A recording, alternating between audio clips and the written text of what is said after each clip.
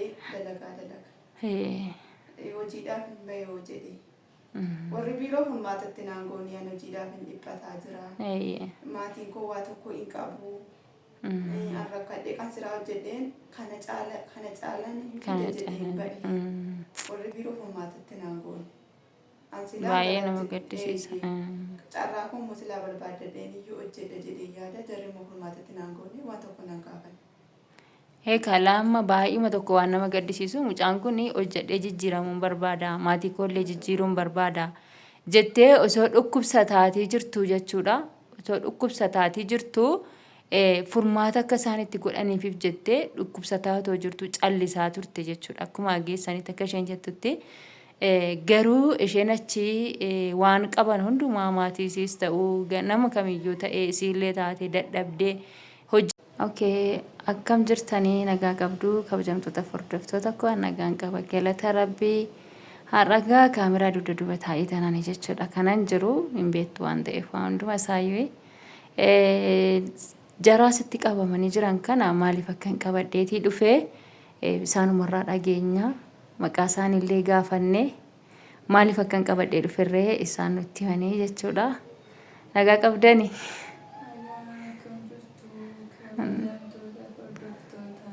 Ada cabsa.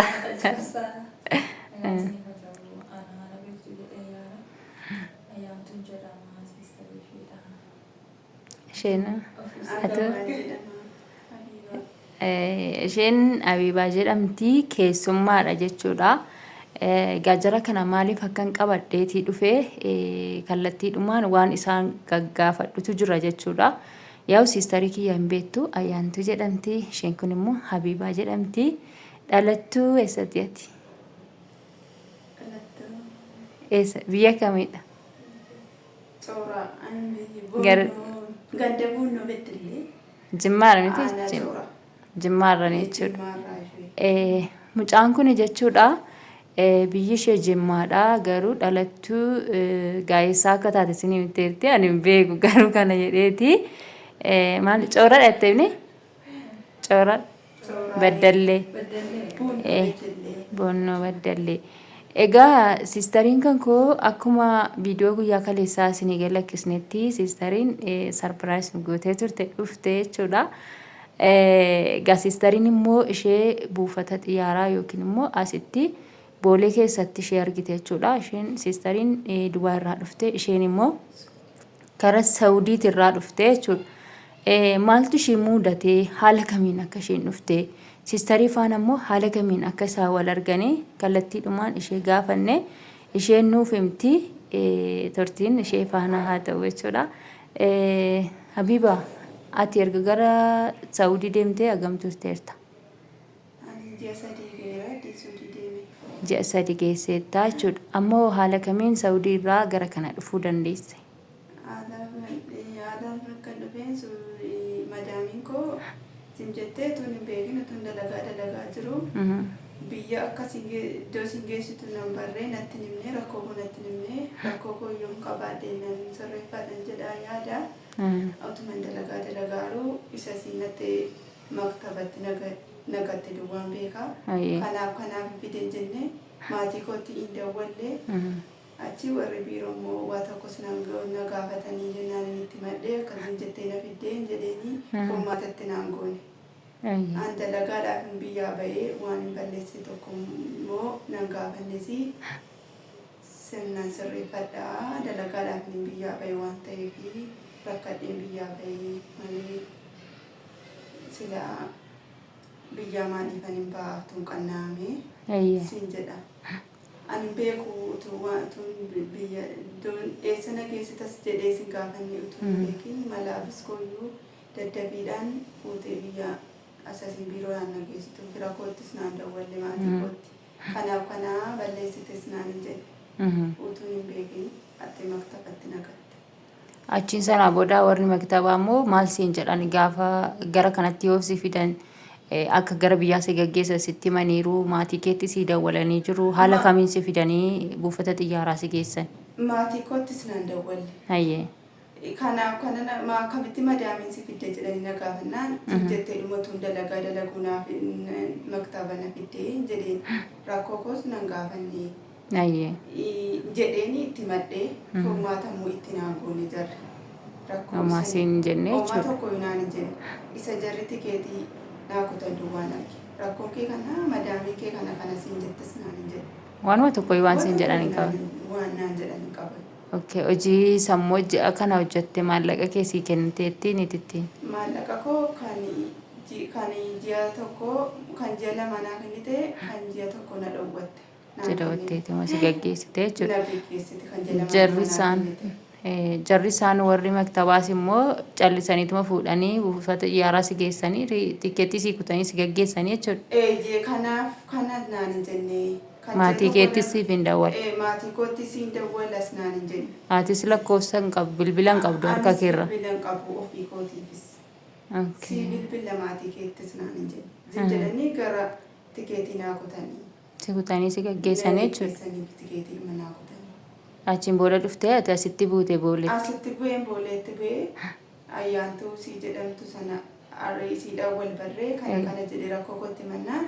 Isiin fuutee gara siisterii isiitiin naan galtee an biyyayyuun beeku. Isiidhaan boolee kanatti wal argine xiyyaara keessaa buune. Okay, achitti ayyaantuu faana haala kamii wal arguu dandeessan? Meeqa ayyaantuun gaafadhaa? Ayyaantuun gaa kunoo siistarii kan koote jechuudha. Isheedhuma ishee bira jirtu kana ayyaantuu haala kamiin ishee achitti wal argitanii gaafa ishee argitu haala kamiin immoo isheen sitti dhiyaattee si dubbistee rakkoo ishee akkamittiin hubachuuf dandeesse? Sagalee kee xiqqoo ishee gara. Okay. Ani yeroo sana reeffaan xumuradhee ba'aa jira. Okay. Isaan immoo taa'aa jiru. Akka carraa mucaa wayii achi teessee jirti. Garatti deemtuun beektu xiqqoo ishee na dhukkuba jettee iyyuu naan jette. Xiqqoo na dhukkuba jettee na eessa deemtii maatiitti bilbilattee na bilbilannee jette.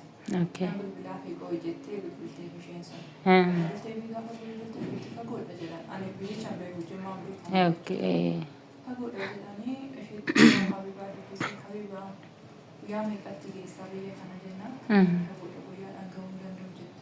Kanaan kan gootaree na har'a yoon as keessa bule malee as eerpoortii keessa bultee mannaan eerpoortii keessa bulinii siistariin koo alanganaa jiraattee ishee bira deemaa jira waan ta'eef si fuudhee siistarii kiyya bira deema maatii keetti siifan bilbilaa achi dhufanii isaa fuudhan jedhee ishee finnee dhufnee wajjin dhufnee jechuudha. Achi amma bilbilee fi akkuma sitti meettii ati sitti meettaa bilbilee isaan immoo dhufanii soqaa jiru jechuudha kaa'ammaa.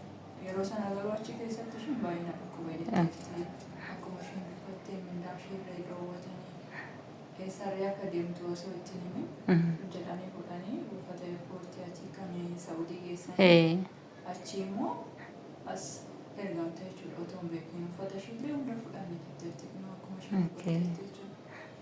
Sanarraanii ani maalan jechuu barbaada sitti. Tokkoffaa maktaba jechuun warri hin beekne hin jiru jedhanii biiroodha jechuudha eejensii achi keessaa jechuudha. Maaliifini ijoollee baay'ee miidhaa jiru dhugaa dubbii Saawudii keessatti ijoollee miidhaa jiru. Qofaan wanti ishee dubbisuu barbaadeef akka namni kun irraa baratuufidha. Namoonni akka irraa barataniif ijoollee haaraa warri deemaa jiranii afaan hin beekan jedhanii ijoollee akka malee itti taphataa jiru. Fakkeenyaaf ishee dhumattuu otoo ishumaan tokko isheetti namni fuudhanii fidanii. Midhaan iddaa asii deemtee reefu ji'a sadiidha jechuudha. Mindaa isheellee irraa fuudhanii fi irraa fuudhuu dhiisanii wanti beekamu jiru. Achitti hafee asitti dhufee fi dhoowwattee wanti beekamu jiru jechuudha. Okay, jarreen maktabaarree fuudhanii madaamin dhoowwattee hin beekamne jechuudha kun. Ejensiitu itti gaafatamummaa hundumayyuu fudhata. Dhugaadha. Mindaa isaanillee kan gaafatu ejensiidha. Garuu ishiin achi keessatti kun rakkoo isheetiin wanti ishee gaafatan jiru baasii jedhanii erguudhaan jechuudha. Sanadhaa waan hin jechuu barbaadu kan biraa ijoolleen of eeggannoo gochuu qarshii arganne jedhanii qofa deemanii ijoolleen achitti deemaa jiru. Lammaffaa immoo maatii yaaduufi qabu ijoolleedha. Deemanii haa hojjetanii qofa erguu osoo hin taane ijoolleen kun eessa deemu maatii tokko achi qaban ijoolleen kun deemanii achitti rakkatanii rakkoo maalii keessa akka isaan jiran hin beekanii Okay. Mucaan koo biyya ormaa jirti, haati manaa koo biyya ormaa jirti, obboleettiin koo biyya ormaa jirti, qofaadha kan beekamu. Dhugaadha amma akka ati jettee yookaan mucaan kun erga deemte achi ji'a sadiidha. Ji'a sadii kanatti immoo jarri kun warra isheetti hin himnee fi namni beeku tokko hin jiru. Achi tiraanspoortii godhaniifiti as dabarsaniiru. Asitti mucaan kun dhuftee teessee rakkataa jirti. Bilbila harkarraa hin qabdu. Maatiinis immoo achi jirti hojiin hojjetaatii jirtedha malee akka mucaan kun dhuftee asitti rakkataa jirtu quban qaban. Namni beeku hin jiru. Utama mucaa kana wajjin kaleessaa achitti wal arguu baanne. Bilbila hin qabdu mucaan. Tiraanspoortii mindaan kennineef waan ittiin galchuun qabdu gara biyyaatti. Utuma dandeessee qofaadhuma isheetu yoo nan gala jettee waan ittiin. Wanta ittiin galtu hin qabdu jechuudha. Wanti ni fi beeku hin jiru kana duras jechuudha. Yaa ogaa rabbi mata walitti. Mucaa wayii keessatti kan dubbattu ishee argeen natti agarsiisaa jedhee ishee bira deemee akkasitti haasofsiisee fide jechuudha. Ani kan biraa wanta jechuu barbaadu maatiin ijoollee yaaduu qabu sirriitti tokkoffaa dallaalan inni ergu jechuudha. Eessa deemu ijoolleen kun jedhanii sirriitti beekuu qabu. Gaafatuu qabu sirriitti. Hordofuu qabu ijoollee jechuudha. Qarshiisaa qofa fudhatee erga jedhee sin jedhee taa'u. Dhugaa. Kanaafi dallaalonni warri biyya keessa jirtanis warri biyya alaarra jirtanis jechuudha. Yaada fi lammii keessanii fi qarshii duuba kan taatinaa lammiidhuma ofii wayyaa jechuudha. Nama ofii. Hayyee galatoomii yaada baay'ee dubbatteetti ayyaantuun jechuudha. Habiba wanti nuti sin gaafatiin darbe tokko ati guyyaadhuma kaleessaa as geesse moo turteerta achi keessa buufata xiyyaaraa keessa? Xiyyaara keessa. As boolee keessa erga dhuftee turteetta moo kaleessuma ganama geesse? Kaleessa sa'aatii 10 alfa keessa sa'aatii 10. Sa'aatii 10 jechuudha. Carraadhuma tolitti sin fidee egaa silaa guyyaa dheeraa achi yookiin turuu dandeessa. Carraa walitti si fidee. Egaa amma ergaas dhufteeti immooyyuu nama dhufee si fudhatuuf dawwalteettaa maatii keetiif dawwalteettaa dhagaaniiru miti ree maatiin kee? Maatiin kun nageenya isa dhufee Amma. Amma dhagaaniiru jechuudha. Namni dhufee si fuudhu hin jira jechuudha. Amma dhufaa jiru mini. faadha. Amma gaa mucaan kuni